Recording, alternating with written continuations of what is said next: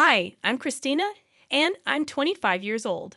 I tend to keep to myself a lot, even though I have a job and I'm not going to school. My family, especially my brother, might think I'm lazy because of this. How did I end up like this? Well, it all goes back to when I was in middle school.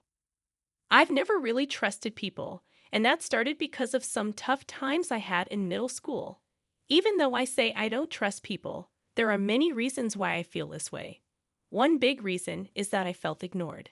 I'm not exactly sure why, but it seemed like people didn't find me interesting because all I cared about was machines. I've always loved working with computers and I was really good at it. This made me helpful at home. But soon, my grades started dropping because I spent more time with computers and with friends. My parents got worried. By the time I finished elementary school, they were scolding me, asking how long I was going to keep playing with machines. As I moved through middle school, with my parents always scolding me, I started to think maybe I shouldn't be doing what I liked. So I started to spend all my free time alone in my room, away from everyone. I cut off contact with the outside world. This made people at school think I was weird or even dangerous, and I ended up being isolated there too. My only friend during this tough time was my brother Keith. He always knew how to encourage me and make me feel better. With his support, I managed to finish school. But I didn't go to high school. Instead, right after finishing middle school when I was about 16, I started doing jobs that I could do on a computer from home. I worked part-time and used the money to buy old computers.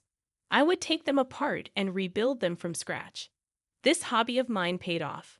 By the time I turned 20, I was able to build computers that I could sell. Things changed quickly when I started a business selling affordable computers. Soon, I became well known. By the time I was 25, I had made a small fortune. I was even able to give my parents $2,500 every month to help with household expenses, and still had money left over. Even though I talked to my parents about my job many times, they didn't really understand it. We had some arguments, but eventually they decided that as long as I could support myself, they didn't mind what I did. Because of this, they stopped interfering with my life, and I could live freely at their house. However, my brother didn't think highly of me. He used to be kind and supportive when I was in school, but maybe he got tired of me. Even after I turned 20, I was still spending most of my time in my room at my parents' house, working on computers. Eventually, my brother started treating me harshly whenever he saw me. Since I'm not one to keep quiet, we ended up having more and more conflicts, and now our relationship is really strained. Things got even worse after my brother got married. It turns out his wife was someone he'd been involved with since high school, but she never really liked me. She didn't like the idea of being my sister-in-law, and it seems like she influenced my brother against me. Because of all this ongoing tension, I started being seen as a problem in our family home, even though I mostly stayed in my room. It felt like I was being attacked with constant hostility, which was a stark difference from my parents' concerned words. Our home, which used to be a safe and comfortable place despite the criticisms, suddenly felt like a place full of enemies. I no longer felt comfortable there, and I noticed my parents slowly siding against me and my allies disappearing one by one. Even though I was making enough money and contributing to household expenses, my brother and sister-in-law still saw me as a freeloader. They didn't understand what I was doing with my computer work. Slowly, they started saying things like they wanted to kick me out of the family home and live there themselves. Feeling completely estranged from my brother and his plans, I figured leaving wouldn't make much of a difference. If I left, I wouldn't have to keep contributing to household expenses, so I could save that money instead. It seemed like a silver lining in a way. As I was thinking about leaving, my brother suddenly brought up inheritance. He thought I was able to live comfortably because our parents had money. So when the topic of me leaving came up, he basically told me to give up my claim to any inheritance because they would take care of our parents. But what he didn't understand was that the reason our parents could live comfortably without working was because of the money I was providing for living expenses. I didn't think they could keep living like they were without that money. But to my brother, I was just a burden in my room. I was ready to leave, but I wanted to confirm one last time if my brother was okay with it. When I asked him, he just laughed and told me they would be glad if I left already. I realized once again how little my brother understood me. He just didn't get it. I felt sorry for him and his wife, which made me more determined to leave our family home. A few days after my brother told me to leave, I was still staying in my room. But during this time, my brother and his wife were relentless in their efforts to get me out. They kept knocking on my door, stopped providing meals for me, and even told me to do my own laundry. But these were all things I would have to do if I lived alone anyway, so I didn't find it too troublesome. I wasn't just sitting back and accepting what they said. I felt like they were unfairly taking my place away from me, so I decided to prepare for some revenge. I'm good with machines, and my brother seemed to forget that. He didn't realize the power I had with access to a computer. I wasn't going to quietly leave just because he told me to. In my brother's eyes, his marriage and me being a shut-in sister was the only chance for our parents to see a grandchild. Knowing that my parents were blinded by this and even approved of me leaving, I decided to set a trap that would activate when I left the house. Finally, I found a new place to live, finished all the necessary procedures, and was ready to leave my family home. Just before I left a harsh message for my parents and brother. I reminded them of all the ways I had been providing for the family and accused them of forgetting all the good I had done. I wanted them to realize who the real problem in our family was. My parents seemed surprised for a moment, but they probably believed my brother would somehow manage. In the end, they just brushed off my words as bitterness. I'm sure they didn't take me seriously, but I thought it was better that way for now, so I decided to go ahead and leave the house. I brought a lot of equipment from my family home and bought more items as well as furniture and appliances. I set everything up the way I liked, decorated the place with my favorite style, and made it super cozy. I found myself working even better than before.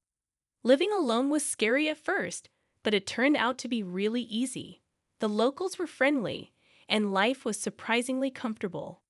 Since leaving my family home and doing everything on my own, I've been having a great time, experiencing new things. But then, I got a call from my mother. She asked if I did something to our machines. "What do you mean?" I asked. "There's something wrong with the computers and electronics," she said. I had no idea about that. I used to take care of them for free because we were family. But since they treated me badly and kicked me out, even if they're my parents, they'll have to pay the regular price. They accused me of being greedy and asked for a discount, but I refused. I thought to myself, at least my friends don't treat me like this. I was relieved that another trap hadn't been sprung, but I still had to handle the situation with my mother. However, my mother didn't seem to like my reaction. She hung up abruptly, almost like a petulant child. Then she sent me a spiteful email, saying something along the lines of mean kids lose their friends. It made me wonder who the real adult was in this situation. Honestly, her behavior seemed self-centered, if not downright selfish. As for what I did to the family computer, I simply reverted all the adjustments I had made for free back to their original state. I bet to someone who doesn't know much about computers, it probably seemed like the computer started malfunctioning on its own. When I told them to contact the company to fix it, they threw a tantrum. But I expected as much, so I decided to leave it be. 6 months after being kicked out of my home, just as I was starting to settle into living alone, my father called me. "I hate to ask, but can you lend me some money?" he said. "Excuse me? Lend you money? What do you mean?" I replied. "Well, your brother and his wife have been spending recklessly. They seem to think we're rich, and it's nothing but complaints from them. They're always asking for money to buy this or go there. I had no idea about any of this. Why do you always come to me with everything? I mean, I've heard of daughters who live alone sending money home, but parents asking their children for money. Isn't that something you're supposed to do out of generosity?" "That's easier said than done," he admitted. "Well, even $500 would help," my father persisted. "I'm not giving you anything. I won't lend you money either. I have no intention of helping you out financially anymore. Of course, if you pay me for my services, I'll work on your machines. I replied calmly. You've really become stingy. I guess what Mom said was true, he grumbled. During my unemployed years, he had the nerve to say things like, You used to do whatever you wanted at home, but I didn't care. I just hung up. My father didn't send any emails, but he started calling me more than twice a day. I thought, what troublesome parents I have. A few days later, my brother, who seemed to be in a bind, called me. When I asked him why they were calling me, he said, Tell me why our family home was wealthy before. He must have had a hunch that their financial situation had obviously worsened since I moved out. But it was too late. My current home was my comfortable place. Both my work and life were entirely contained in this house, and there was no way I was leaving it ever again. Maybe the reason our family was wealthy was because I was contributing $2,500 each month to the household, I replied. I didn't have to contribute that much, but I felt a sense of gratitude for being raised by my parents, so I gave more. So now, why would I continue to financially support a home that I was kicked out of? There's no way I would, right? I added. I see, so that's why Mom and Dad's financial situation suddenly worsened, my brother realized. I'm sorry, but even if you asked me to come back, I have no intentions of doing so. I understand looking back now, what we did was terrible. I'm sorry, but it's too late for apologies, I concluded. Anyway, I had no plans to be involved with any of them in the future. Don't call me anymore, I told my brother, ignoring his protests, and hung up the phone. When I left home, I made up my mind never to get involved with them again. Forgiving them so easily was inconceivable to me. I decided to cancel my cell phone contract because I couldn't bear the situation of receiving calls on various matters anymore. 5 years have passed since I canceled my mobile contract and started living alone, and I got married. My partner works in the same field as me, and he understands my lifestyle. He helps with the housework instead. I thought about contacting my parents since they're technically my family, but it's too late. However, my husband expressed his desire to greet my parents and was curious about the current situation. So I hired a detective to investigate the situation at my family's home. Then, a slew of problems came to light. After I cut off contact, my parents were desperate to maintain their lifestyle and keep my brother and his wife tied to the family home by borrowing money from various lenders. But they couldn't repay the money, and it accumulated interest, leaving them helpless.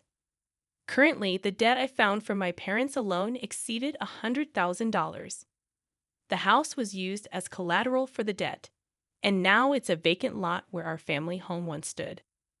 While I felt a bit sad because of my attachment to my family home, I concluded that they reaped what they sowed. I decided to investigate my brother's current situation. He seemed to have suggested a divorce due to his wife's extravagant spending habits, but she didn't accept it. They're currently going through a divorce lawsuit, which is both time and money consuming. My brother's wife hired a lawyer and is resisting the lawsuit, leaving them at an impasse. They don't have children yet, and it's rumored that my brother is infertile. Concerned, I sent the detective to the hospital where they were being treated, and it seems that he really wasn't fertile. This disappointed my parents, who were hoping for a grandchild, and ended the cohabitation. The family home was sold to pay off the debt. That was the pitiful state of my family now. It was evident just from a casual investigation that meeting these people in this state was not advantageous for me or my husband. After all, I have a kind husband now, 4 children, and a dog. We've bought a large home and are living the life that those people idealized. If they knew this fact, they would surely try to take advantage of it. I couldn't bear such a thing. So, as soon as I knew this fact, I went to the local office and arranged so that my information could only be accessed there. I made sure never to get close to those people from my side, and asked my husband to bear with not greeting them for our marriage. My husband looked disappointed, but when I explained the current situation, he seemed to understand, and he hasn't said anything since. When the situation at my family home calms down a bit and a time of reconciliation comes, I hope I can get along with my parents and brother.